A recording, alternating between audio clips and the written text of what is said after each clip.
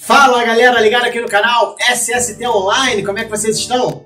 Eu sou o Léo, sou técnico de segurança do trabalho e esse já é o 17º episódio da nossa websérie Sextou com NR. Como vocês já sabem, toda sexta-feira um texto no blog e um vídeo no canal SST Online do YouTube falando sobre uma das nossas normas regulamentadoras. E como eu costumo dizer, sempre em ordem crescente para não virar bagunça e para ficar simples de você acompanhar. Afinal de contas, sendo em ordem crescente, a gente sempre sabe qual a NR vai ser tratada no próximo episódio. 17º episódio, obviamente, vamos falar da NR 17. Não sai daí, que a gente vai falar sobre isso agora, se liga!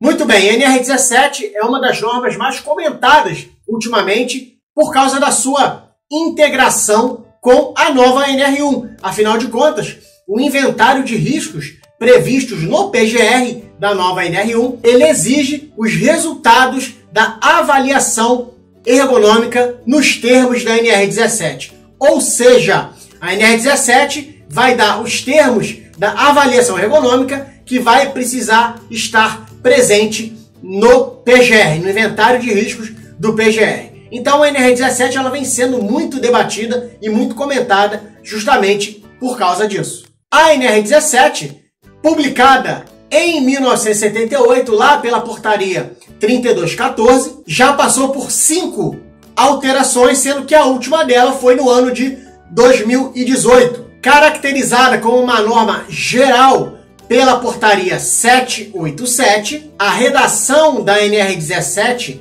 visa estabelecer parâmetros para permitir a adequação das condições de trabalho às características psicofisiológicas dos trabalhadores. Vamos falar um pouquinho sobre esse termo, psicofisiológicos, até porque o que a NR17 preconiza, a gente tem aqui 2 pontos a serem debatidos. O primeiro ponto é o uso do termo psicofisiológicos. Parece uma palavra complexa, né? Não é uma palavra muito presente no nosso dia a dia, no nosso cotidiano.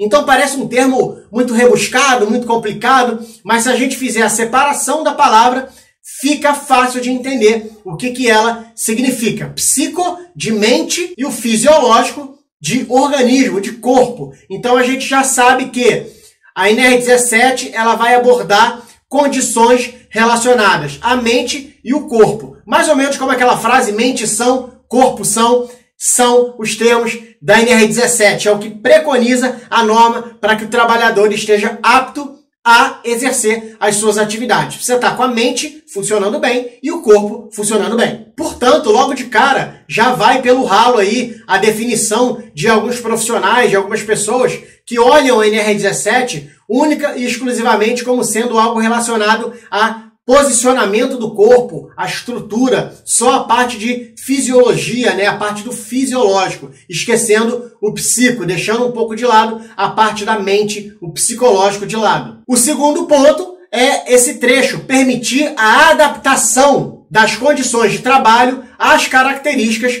do trabalhador, às características psicofisiológicas do trabalhador. Então a gente inverte um pouco o conceito que muitas vezes a gente vê sendo adotado por aí. A NR17, ela adota o conceito de que o ambiente de trabalho é que precisa estar adaptado ao trabalhador. E não o contrário, né? Não é o trabalhador que precisa se adaptar ao ambiente. É o ambiente que precisa ser adaptado para que o trabalhador possa exercer as suas atividades. E como que a gente vai avaliar essa adaptação, essa adequação do ambiente ao trabalhador? Aí a gente vai fazer essa avaliação mediante o que a norma chama de análise ergonômica do trabalho. E aqui sim eu uso o termo análise. Veja que a NR1 chama de avaliação, que é uma outra coisa. Aqui a NR17 chama de análise, que é uma outra coisa, certo? E ainda existe o termo laudo ergonômico, que é uma terceira possibilidade, mas se você verificar a NR17, se abrir a NR17 no computador, no celular e botar para buscar por termo, sabe? Dar um Ctrl F no computador ou pesquisar a palavra pelo celular, e digitar a palavra laudo, o termo laudo, em nenhum momento da NR17, em trecho nenhum, item nenhum e artigo nenhum, você vai encontrar a palavra laudo. Portanto, a NR17, ela trata única e exclusivamente do termo análise, análise ergonômica do trabalho, que a gente chama de AET, beleza? Só para dar uma resumida, assim, muito resumida, análise é o que a norma pede sobre as condições que devem ser adotadas por uma empresa, certo? O laudo é um ponto de vista específico, é algo pontual, normalmente solicitado em algum processo jurídico ou alguma coisa nesse sentido. Normalmente, o laudo é solicitado em juízo, em algum caso muito específico, certo? E o laudo é um retrato pontual do que o profissional encontra naquele local. A análise não. A análise, obviamente, que ele vai relatar o que encontrou, mas vai mostrar também como que deveria estar e como que a norma preconiza que precisa que fique. Beleza? Ficou claro? Deu uma enrolada, não é tão simples, mas é mais ou menos por aí. A análise é, como o próprio nome diz, uma análise, e o laudo é pontual, é uma fotografia do ambiente no local. Ao longo do seu texto, a NR17 ela orienta sobre atividades que envolvem levantamento e transporte manual de cargas, até porque, obviamente, esse tipo de atividade vai impactar nas condições psico e nas condições fisiológicas dos trabalhadores. Inclusive, a norma traz uma separação entre trabalhadores homens, mulheres e trabalhadores jovens, deixando claro aí que esses grupos devem ser tratados de formas diferentes quando o assunto for transporte e levantamento manual de cargas. Só para constar, segundo a norma, trabalhador jovem é aquele que tem entre 14 e 18 anos, beleza? A NR17 também preconiza as condições para atividades que exigem controle, foco, atenção, como, por exemplo, salas de controle, laboratórios, escritórios, dentre outras atividades realizadas dentro de ambientes que exigem concentração. Para tanto, a própria NR17 diz que deve haver níveis aceitáveis de ruído, de acordo com a NBR 10152, temperatura adequada, velocidade do ar, umidade relativa do ar, além de iluminação adequada, como estabelece a NH 11 da Fundacentro. A NR17 cita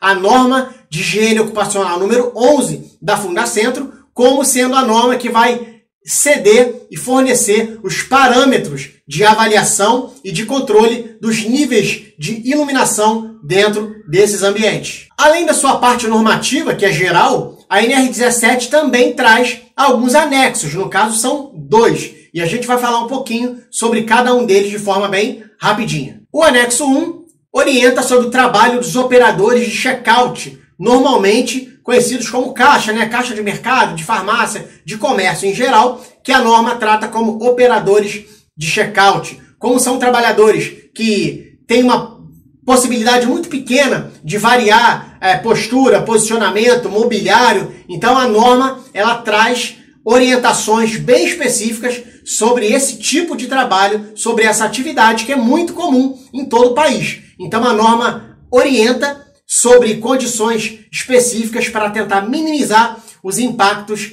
da ergonomia sobre esses trabalhadores. Assim como o anexo 2, que traz orientações referentes ao trabalho de teleatendimento, telemarketing. Hoje em dia, qualquer grande empresa possui o seu setor de telemarketing, né? E a gente tem empresas que só fornecem esse tipo de mão de obra. Você pega um salão gigantesco só com operadores de teleatendimento, operadores de telemarketing. E o anexo 2 da NR17 traz orientações para que essa atividade não cause nenhum tipo de prejuízo à saúde dos colaboradores, porque, assim como o operador de checkout, é uma atividade que te possibilita variar muito pouco com relação à posição corporal, postura, o próprio mobiliário que é utilizado, computador, teclado, fone ou telefone, enfim. Então, a norma traz diversas orientações para tentar otimizar a saúde dos trabalhadores que atuam nessas atividades. A tendência é que a NR17 seja cada vez mais falada e ganhe cada vez mais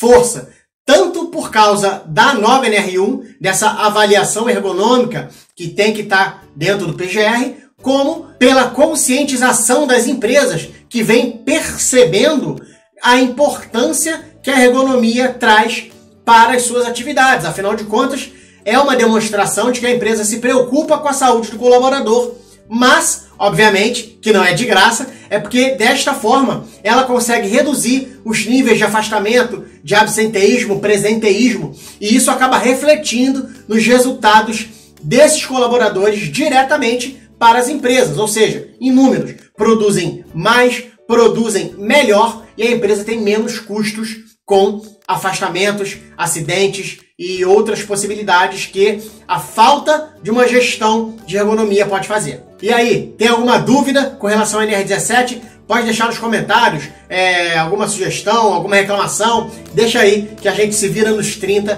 para responder. Enquanto isso, eu vou elaborando o nosso próximo episódio da websérie Sextou com o NR. Eu vejo vocês no próximo vídeo. Um grande abraço a todos e sextou!